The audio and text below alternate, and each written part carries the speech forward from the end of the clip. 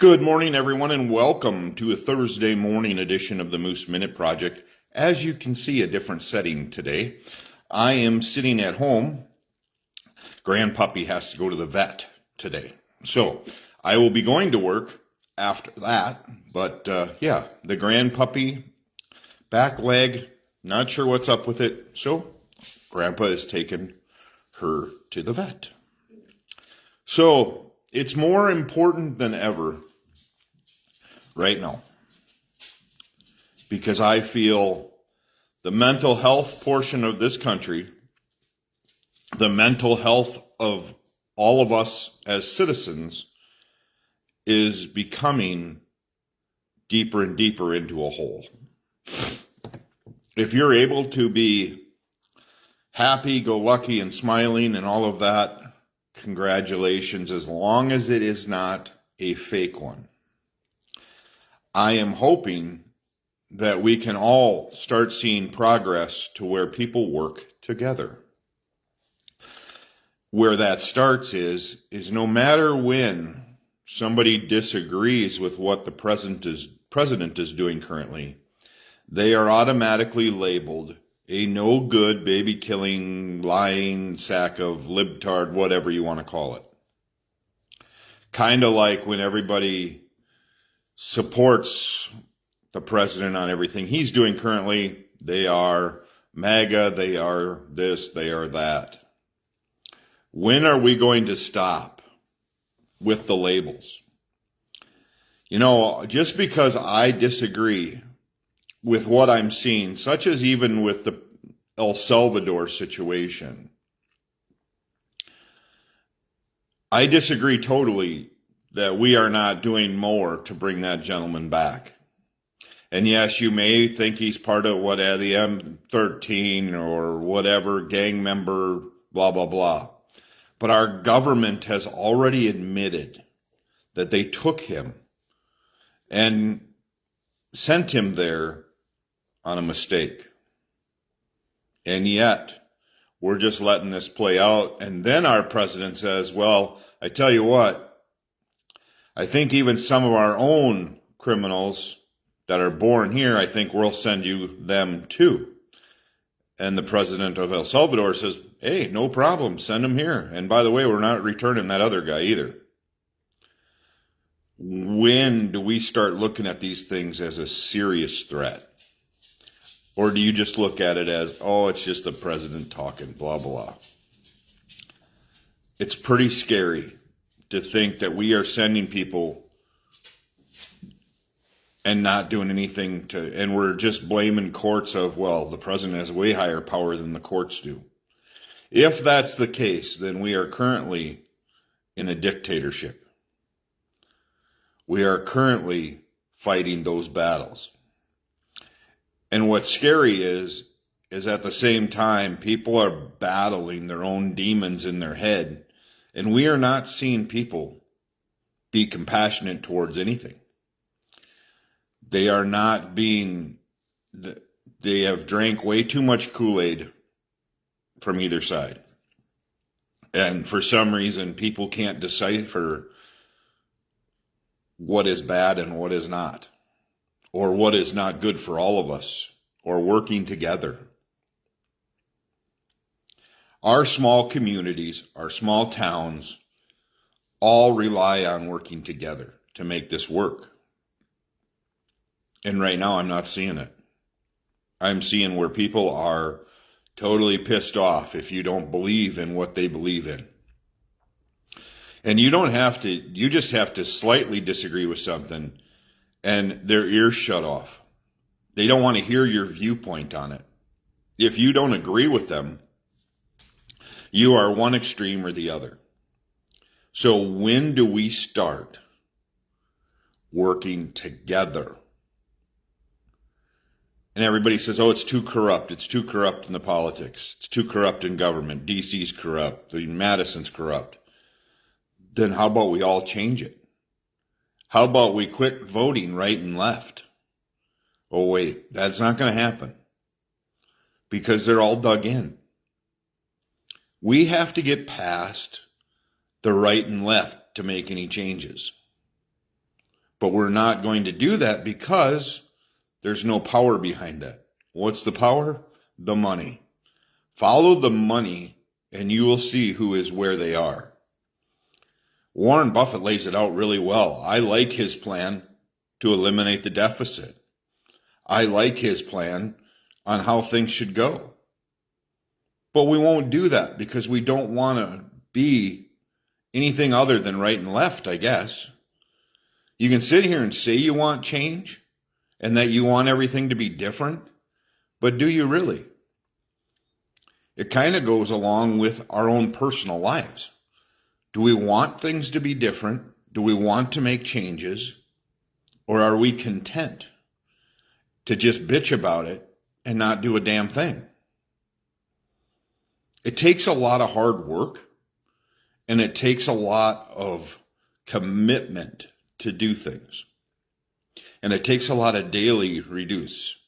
But if you look at things like Marjorie Taylor Greene, look at what she did during the whole tariff thing. Oh, but we're not paying attention to that. We're going to look at and blame Joe Biden for whatever's going on now. We continue to blame versus looking at the problems. Have you seen a Trump supporter right now say, oh, this is not good? Nope, they're on the wagon. They're not going to say it. They don't want to say it. Have you ever confronted a friend that you have an issue with, or do you just quit talking to them? Do you just blow them off? You know, I see more and more of people.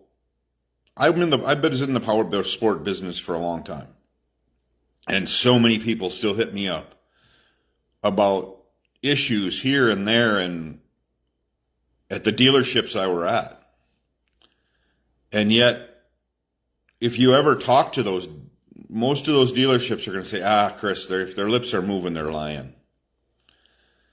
Because they don't want to hear about the complaints. They don't want to take care of the complaints. They want to move on. In order to take care of the complaints, it takes work. It takes teamwork. It takes commitment from ownership down to the janitor. I've said it before. If you don't have the janitor on board promoting your business, you're in trouble. And I hear it routinely from people that, well, we don't go there anymore. We don't go there anymore. We don't go there anymore. We don't eat here. We don't go there. And do they make complaints? You won't hear about them until they're out your door. Because nobody follows up. Nobody wants to continue to follow through once the sale is done. Getting somebody to follow up with how was your purchase? Everything good? Now, we were required to get surveys done and everything else from Polaris and BRP. And yet, to get those surveys done, the only way you usually got them done was they were bad ones. And they are very hard to get rid of, because you have to have so many good ones to overtake that. So then things happen. And I'm going to leave it at that with that. But right now in this country, we need to have a serious sit down, same level, common sense, no arguing. What's the next step to get everybody on board? And how can we treat everybody fair, from our vets to our personnel, law enforcement?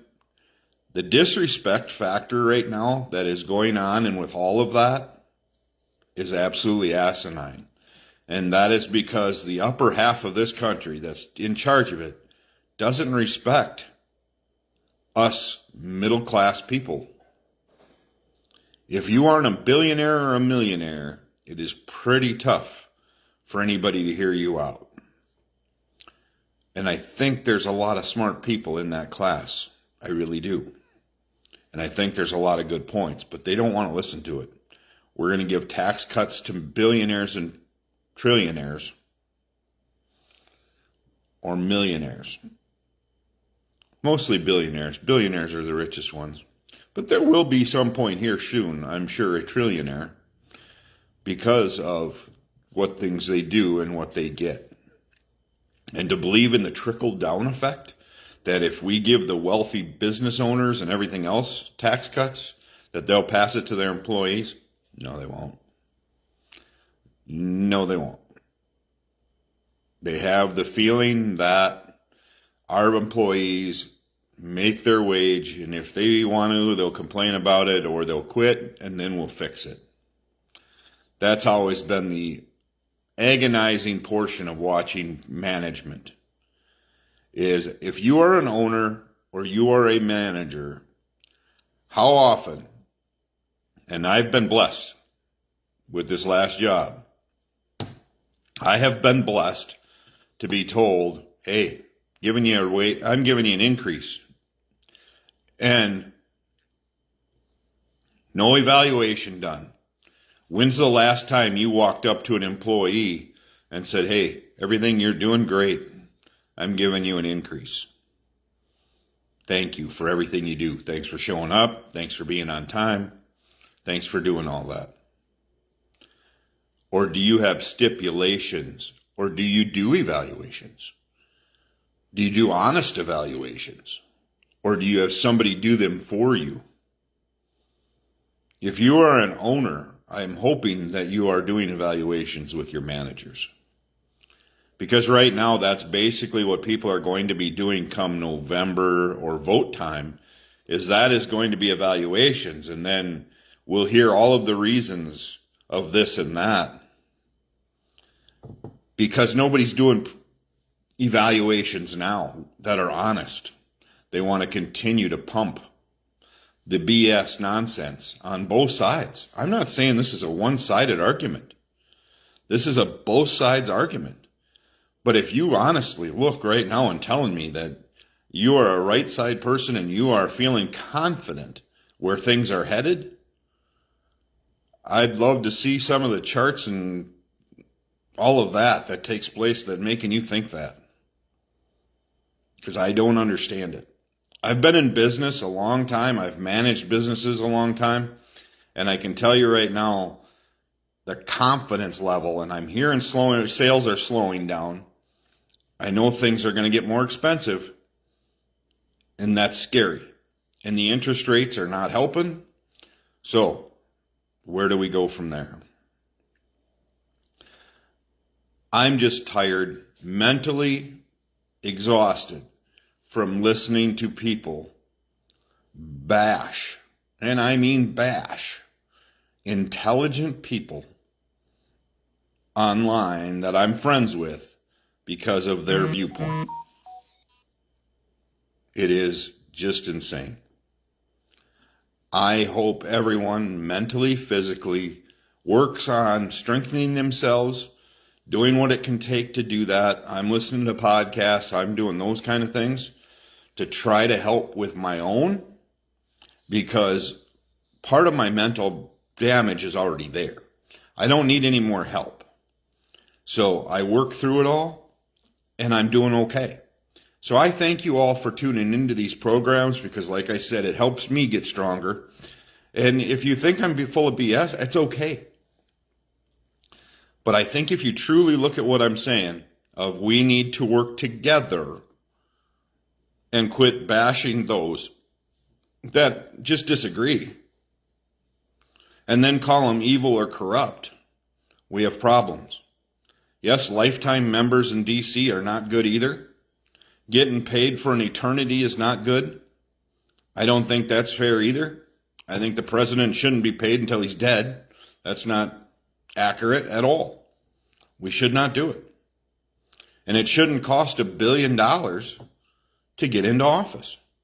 You should be able to run, and somebody else should be able, because there's a lot of smart people in this country that can make things better. So, with that said, thank you for tuning into the Moose Minute Project. I am glad you did. I'll be back tomorrow for a Friday, Good Friday too, by the way. So, with that said, have a great day. Take time to bless somebody today, and I'll be back tomorrow morning with another edition of the Moose Minute Project.